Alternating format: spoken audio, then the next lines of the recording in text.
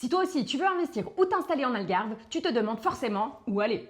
Certains vont être attirés plutôt par l'animation et d'autres vont vouloir être un peu plus reculés, au calme. Chaque ville et chaque village va avoir ses avantages et ses inconvénients.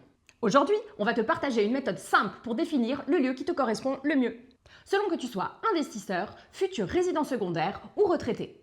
Premièrement, les critères pour les investisseurs. Si votre objectif est de rentabiliser un bien, il y a plusieurs points essentiels à prendre en compte. La demande locative. Choisissez des villes où la demande locative est forte toute l'année. Des villes comme Lagos, Faro, Albufeira, Tavira, les touristes affluent tout au long de l'année et il n'y a pas de baisse de régime au niveau des locations.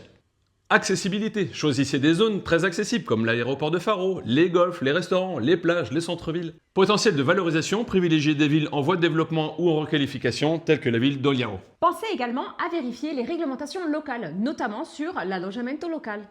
Certaines villes ont restreint ou complètement suspendu l'octroi des nouvelles licences, surtout dans les zones très touristiques.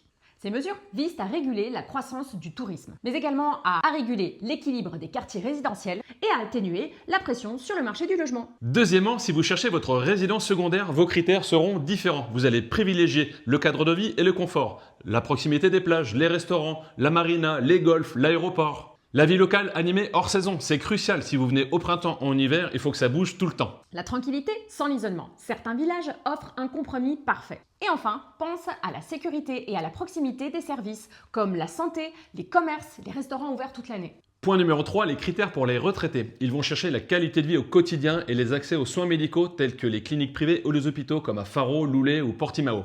Ils vont privilégier aussi la facilité de déplacement dans les villes où les transports publics sont plutôt bons comme à Tavira ou Oliao. Certains recherchent la tranquillité et d'autres recherchent une vie en communauté avec une vie sociale active en présence de francophones ou d'internationaux.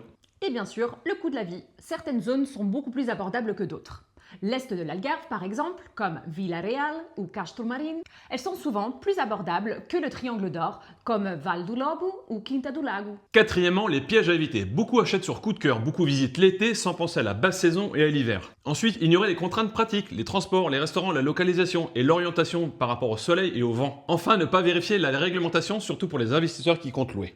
Et surtout, ne pas visiter uniquement en haute saison. Un village charmant en plein mois d'août peut être désert en plein hiver.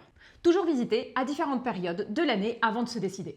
Et enfin, notre dernier meilleur conseil serait celui de notre expérience, qui nous a appris qu'en voyageant à différentes périodes dans les lieux dans lesquels nous souhaitions investir, nous permettait de sonder la vie locale, que les commerces restent ouverts, que la vie reste énergique.